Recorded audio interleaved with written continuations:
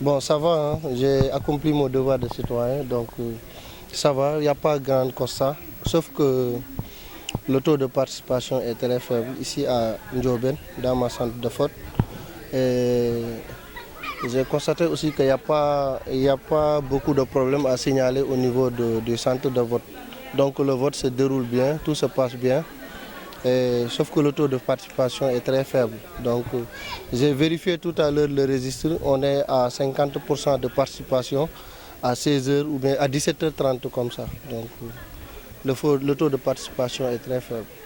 À part ça, on peut dire que toutes les dispositions ont été mises en place. Ouais, super, bon, il n'y a pas de désagrément et tous les dispositifs ont été pris par le préfet et l'autorité donc qui est responsable des élections ici. Donc il n'y a rien à déplorer. Le vote se passe très bien et ça va, tout se passe bien là. Alors, qu'est-ce qui est dû par rapport à cette faible participation, c'est-à-dire le taux? Bon, Quelle est la cause, selon vous? bon, ça peut être la période parce que c'est l'hivernage et ici en campagne, donc les gens s'occupent bien des exploitations.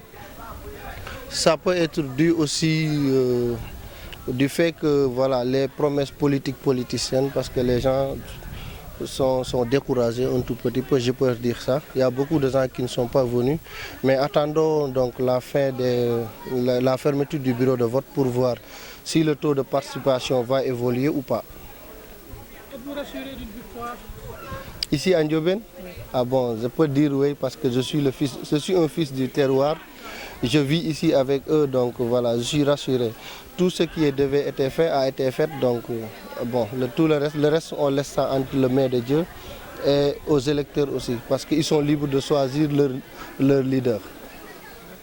Merci beaucoup, jërëjëf. Samba Thiaw, tête de liste de la coalition Bokk Gis Gis Liggéey. maa ngi fii nii Ndiobène, sama centre de vote, sama lieu de naissance aussi.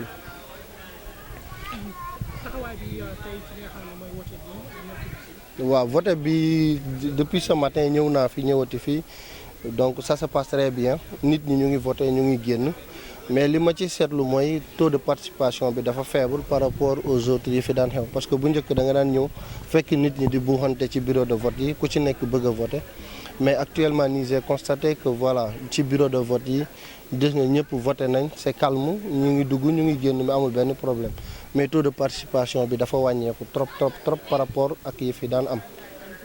li ni mel lan moo ko waral? bon mën naa wax ni peut-être nawet bi la parce que ñun fi ñu toll fi ñu nekk nii ñu ngi ci àll bi te fii ay baykat rek ñoo fi nekk donc am na ñoo xamante ni dañuy xëy suba gi ñoom ñu nekk ci seen tool yi ñu dem bay jigéen ñi tamit ñu ngi ci seen préparation ci kër yi ci waañ yeeg yooyu noonu mën naa jàpp ni loolu daal ci la bokk peut-être nit ñaa ngi xaar bu ñu après midi bi balaa ñoo tëj bureau de vote yi ñu jógee tool dinañ ñëw voter si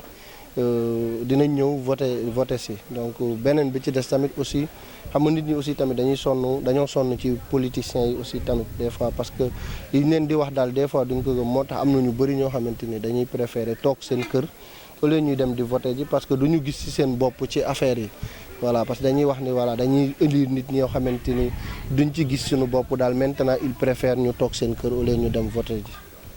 alors fanweeri minute moo des ñu tëj bureau de vote yi. est-ce que tey Samba Thiaw tête de liste Bokk Gis Gis Liggéey jàpp nañu ndam la fii ci Ndiobène? waaw alhamdulilahi rabil alamin xam nga ndam moom yàlla moo koy maye mais li ñu waroon def yëpp def nañ ko def nañ campagne bu mucc ayib dugg nañ ci nit ñi waxtaan ak ñoom won nañ leen sunu bulletin yeeg yooyu noonu mais li ci des daal dañ koy bàyyi ci loxo yàlla parce que yàlla moo yor ndam mais am nañ ci yaakaar bu baax a baax parce que li ñu war a def yëpp def nañ ko.